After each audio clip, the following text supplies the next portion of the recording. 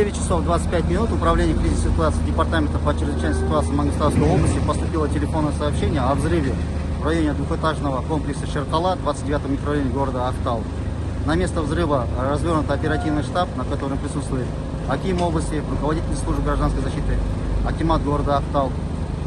Значит, в настоящее время проводятся аварийно-спасательные работы силами и средствами департамента по ЧС в количестве 70 человек, 11 единиц техники. Также привлечены сотрудники департамента полиции в количестве 150 человек и 20 единиц техники.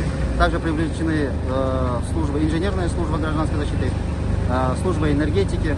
Значит, по проведенной разведке и кинологической службы установлено, что пострадавших на месте взрыва нет. Также подтверждается словами владельца комплекса Шеркала о том, что все работники покинули данное здание еще вечером, в конце рабочего дня, приблизительно с 6 до 8 вечера времени.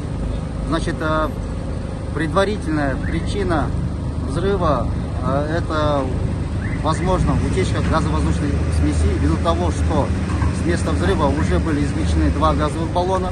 Со слов хозяина, под завалом находится еще 2 газовых баллона по 50 литров емкостью каждый. Значит, более подробно информацию, значит, будет проведена после локализации и ликвидации.